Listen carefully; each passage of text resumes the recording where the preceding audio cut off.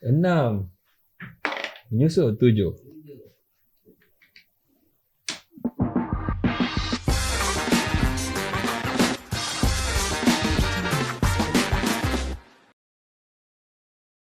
Okey, inilah projek inovasi yang telah dilaksanakan oleh Profesor Madya Dr. Ahmad Rafiq Cik Omar, iaitu Dam Sawit Junior di bawah Kursi Endowment MPOB UKM. Tahniah Dr. Terima kasih. Assalamualaikum warahmatullahi wabarakatuh dan salam sejahtera kepada semua pendengar setia Dialog Intelek. Saya Puan Sakinah Alias merupakan hos anda untuk sesi kali ini. Seperti yang kita tahu, industri sawit merupakan salah satu komoditi utama negara. Malaysia pula merupakan pengeksport minyak sawit kedua terbesar di dunia, sekaligus menjadikannya sektor yang sangat penting kepada ekonomi dan pembangunan negara. Hari ini, kita akan menyelami satu topik yang menggabungkan elemen inovasi, penyelidikan dan potensi besar industri sawit negara, iaitu pembangunan produk inovasi Dam Sawit Junior. Hasil kolaborasi strategik di bawah penyelidik Kursi Endowment MPOB UKM. Bersama saya hari ini, bagi mengupas tajuk ini adalah pakar dalam bidang pengurusan inovasi dan kesehawanan dan merupakan ketua penyelidik bagi projek pembangunan Dam Sawit Junior ini, iaitu Prof. Madya Dr. Ahmad Rafiq Cik Omar. Selamat datang, Prof. Terima kasih. Sihat ke hari ini? Alhamdulillah seadanya. Okey, tadi kita dah mainkan projek Dam Sawit Junior ni. Okey, so kita teruskan dengan beberapa soalan lain. Okey, Dr. Hafiz. Mungkin ramai pendengar masih belum jelas tentang projek inovasi yang kita bincang dan kita main tadilah, iaitu Dam Sawit Junior. Saya difahamkan yang Dam Sawit Junior ni direka dalam bentuk educational board game lah, yang bertujuan untuk memberi pendekatan baru dalam pendidikan berkaitan industri sawit.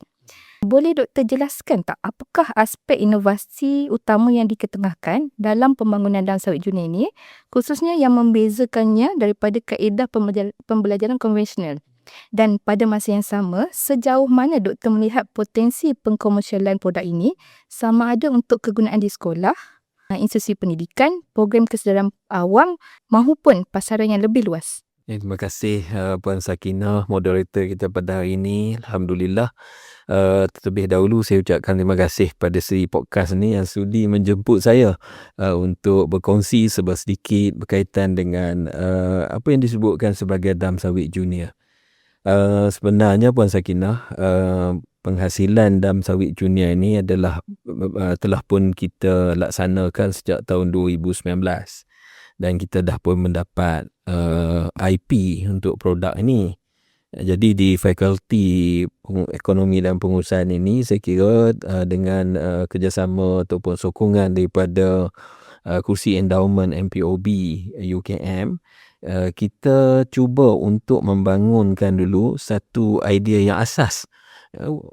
Kalau nak disebutkan inovasi itu, dia adalah incremental innovation lah.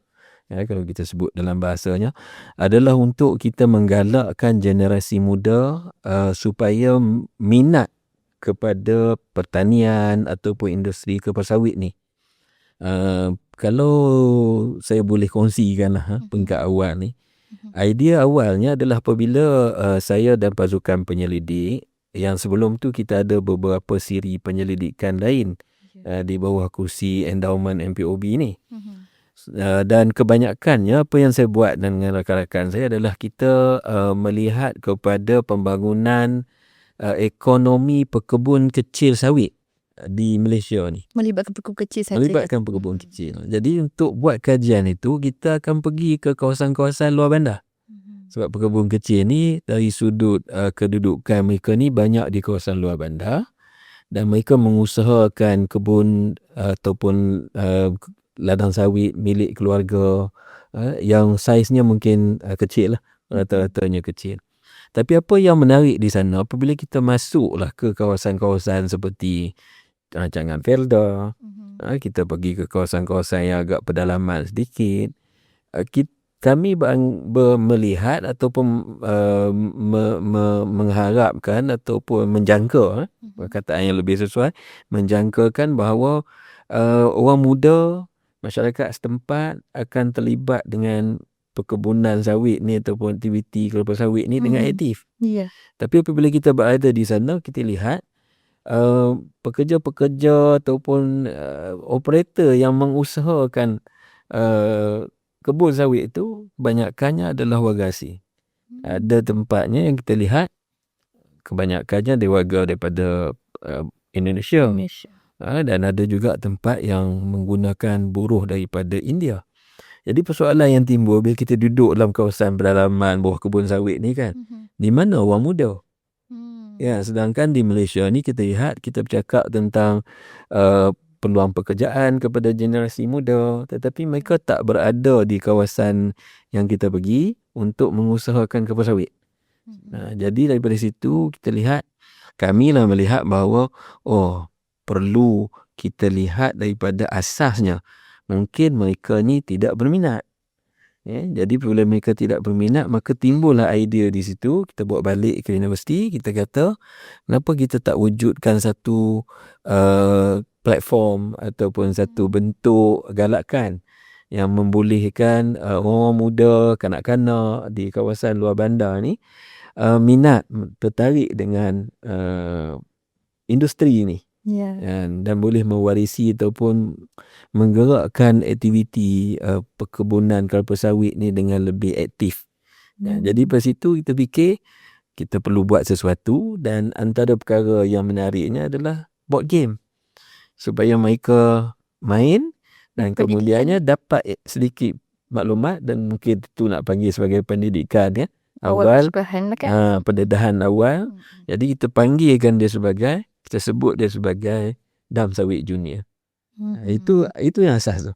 Okey Doktor, selain daripada aspek inovasi dan potensi perkomersialan, dan sawit junior ni juga dilihat mempunyai peranan dalam memberikan kesedaran awal kepada golongan muda mengenai industri sawit seperti yang dikatakan tadilah. Bolehkah Doktor jelaskan bagaimana inovasi ni dapat memberi impak kepada kelestarian industri sawit, khususnya dalam membentuk persepsi yang lebih positif serta meningkatkan kefahaman generasi muda terhadap sektor sawit ni? Dan pada pandangan Doktor juga, sejauh mana pendekatan pendidikan berasaskan permainan seperti ini mampu menarik minat golongan muda untuk lebih memahami serta menceburi bidang berkaitan industri sawit pada masa hadapan? Okey. Saya rasa dari sudut pengkomersialan tu saya nak sebut ke belakang sikit. Tapi awal ni saya nak menyebut tentang apa komponen yang ada dalam dam sawit ni dulu. Sebab bila kita nak galakkan anak-anak muda, remaja, pelajar sekolah, untuk mereka ni mengenali dulu apa yang ada dalam sektor peladangan sawit ataupun amalan yang ada. Jadi pada situ kita letakkan di dalam board ini, kalau dilihat, kita letakkan beberapa ataupun kebanyakannya maklumat berkaitan dengan proses penanaman, proses penjagaan sawit, proses tuaian, cabaran-cabaran yang dihadapi oleh pekebun. Sebagai contoh, kalau kita lihat, kita mulakan dam ini, board game ni seperti snack and ladder lah kita kata asalnya. Tapi kita letakkan situ, kita mulakan dengan bagaimana proses nak memilih anak benih contohnya. Walaupun kita tak jelaskan secara detail di situ, tapi kita letakkan bahawa permulaan untuk proses perkebunan ini perlukan kepada pemilihan anak benih yang baik. Okay. Yang keduanya, mereka perlu sediakan kawasan untuk ditanam. Dan kemudiannya proses penanaman itu bermula. Apabila proses penanaman, perlu ada penjagaannya, pembajaannya, sehinggalah kepada haiwan-haiwan ataupun penyakit yang akan menyerang kelapa sawit tu. Dan di akhir sekali kita letak perkara yang mudah saja, iaitu setidak-tidaknya kelapa sawit yang kita hasilkan, dia akan menghasilkan minyak sawit. Dan ini bagi orang muda, kanak-kanak, dia mudah nak faham. Jadi dengan pemahaman dia tu, kita harapkan dia boleh nampak apabila ayah dia, apabila datuk dia pergi ke kebun sawit, apa yang mereka buat sebenarnya. Contoh, apabila buah sawit telah dituai, kita letak di sini. Buah sawit perlu diangkut. Pergi ke mana? Sebelum ke kilang, mungkin ke rem sawit. Dan kami pun pada ketika awal kita memulakan kajian dulu, kita pun tak faham sangat tentang rem sawit. Tapi lepas kita dah kaji, kita buat beberapa kajian sebelum, kita faham fungsi dan berbagai lagi. Akhirnya kita sendiri pun sebagai, macam saya tak ada kebun sawit, tak pernah mengusahakan sawit sebab saya asal pada tempat yang tanam getah. Jadi ini perkara yang baru. Jadi kita belajar. Kan? Daripada situ kita dapat gambaran. So harapan daripada ahli penyelidik saya, rakan pada ketika itu, dengan pendekatan yang kita gunakan ini, dia menjadi satu learning experience kepada golongan muda. Dan ada teorinya, teori pembelajaran, learning based theory, learn by experience. Jadi yang itu kita gunakan. Jadi bila disebut pula tentang apa yang uniknya, jadi yang uniknya sebenarnya kita mengharapkan bila kita buat board game ini dalam bentuk fizikal, dia bukan digital. Ada yang mencadangkan untuk dibuat digital. Tapi pada ketika itu kita melihat bahawa bila dia ada fizikal, uniknya adalah mereka akan bermain bersama-sama dengan rakan yang lain. Jika kita tengok macam tadi kita main, kita mulakan dengan dadu, kita ada dia panggil apa? Ceper ni kan. Jadi perkara ni akan menyebabkan mereka berinteraksi. Sebab bila kita buat digital, mungkin dia akan bermain seorang ataupun beberapa orang, tapi interaksi fizikal tak ada. Dan pada ketika ini kita lihat masalah ini ada di kalangan anak-anak muda ni, iaitu komunikasi fizikal mereka mungkin agak bermasalah. Tapi di dalam pertanian kelapa sawit, kita perlu network ni. Jadi tak boleh nak buat in silo. Kan? Kalau nak pergi kebun, kalau pergi beramai-ramai lebih menarik. Kan? Dan tidak berbahaya. Jadi interaksi itu kita buat. Jadi oleh sebab itu mereka boleh main bersama-sama dan dia bukan digital. Okay? Yang keduanya, bila mereka berada di luar bandar, akses kepada internet dan sebagainya mungkin tak sebaik di kawasan bandar kan.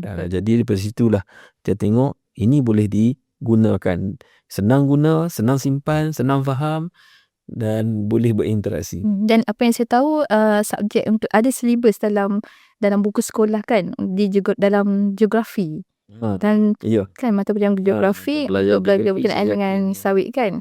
Dan apa yang saya tahu di bawah kursus endowment MPUB UKM ni, kita dah buat edaran ke banyak sekolah lah di seluruh negara. Okey, alhamdulillah. Kita ada berikan sebagai gift kan. Ya, betul. Ada juga yang kita jual kan. Itu perkomersialan lah kan. Tapi kalau di peringkat ni saya boleh kata kita tidaklah terlalu mengkomersialkan.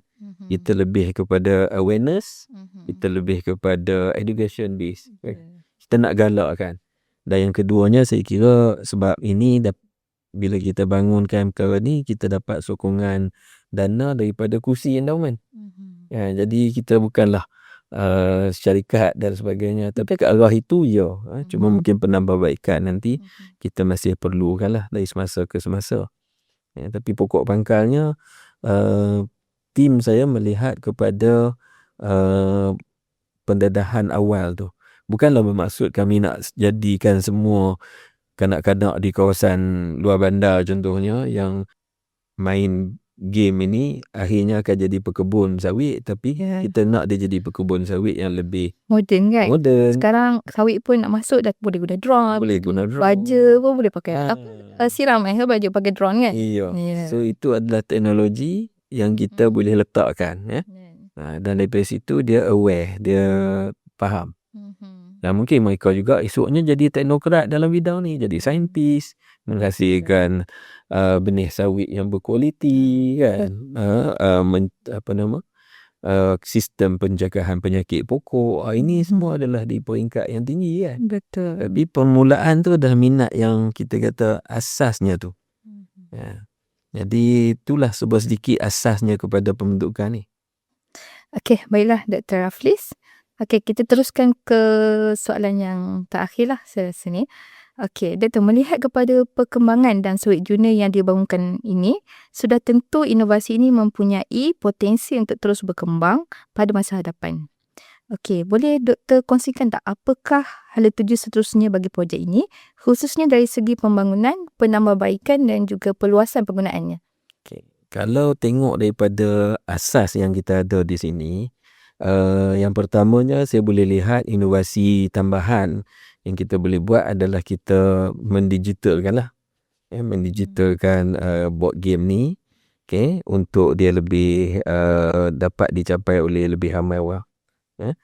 Ya, itu yang pertama, itu seiring dengan perubahan masa sekarang lah. Yang keduanya adalah kita galakkan pembangunan idea-idea baru daripada asas yang ada ni.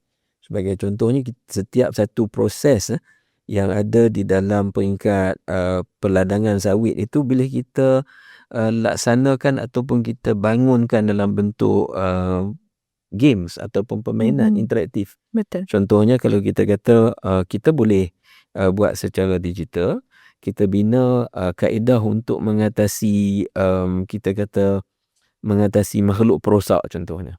Jadi itu boleh melibatkan elemen-elemen yang lebih bersifat saintifik. Contohnya penggunaan kita kata alat tertentu, penggunaan teknologi yang boleh kita gunakan. Termasuk juga dengan teknik-teknik untuk kita suburkan lagi tanaman sawit. Kalau kita kata bahasa simpelnya pembajaan kan. Betul. Tradisionalnya kita gunakan baja yang selalu kita ada lah, baja fizikal ni. Tapi mungkin teknologi untuk menghasilkan baja yang lebih berkualiti itu boleh kita jadikan dalam bentuk game, supaya pelajar-pelajar kita yang belajar sains di sekolah, sekarang kita ada sikit masalah dengan minat untuk mereka mengikuti STEM, sains teknologi kan. Jadi mungkin galakan itu saya lihat boleh dibina dalam bentuk itu, menghasilkan benih sawit, tapi kita buat dalam bentuk games interaktif, campuran knowledge mereka dalam kimia dan sebagainya, yang itu boleh difikirkan. Dan di peringkat hiliran pula, macam yang kita lihat di sini, board game ni lebih pada huluan dalam industri sawit kan, di peringkat ladang, di peringkat pemprosesan awal. Tapi di peringkat hiliran, macam penghasilan produk-produk tertentu, produk kosmetik dan sebagainya daripada hasil sawit ni, yang itu juga boleh kita explore dan jadikan dia dalam bentuk mungkin satu permainan yang interaktif. Kalau dulu kita ingat, kita selalu main tu apa, tanah liat tu, Plastisin. untuk buat apa-apa kan. Jadi mungkin nanti akan datang daripada hasil sawit ni juga kita boleh gunakan dalam bentuk yang sama. Circular economy. Yes. Kemudian untuk kanak-kanak kita pergi ke kedai toys tu, kita tengok dia ada jual yang untuk budak mula belajar membaca, dia ataupun apa saya nak panggil gadget-gadget yang tentu yang pakai papan kayu tu kan. Mungkin lepas ni kita boleh buat tapi menggunakan bahan sawit. Betul. Ada kan meja daripada sawit. So kita boleh hasilkan banyak lagi sebenarnya. Betul. Kita gunakan sepenuhnya lah daripada hasil sawit tu kan. Okey.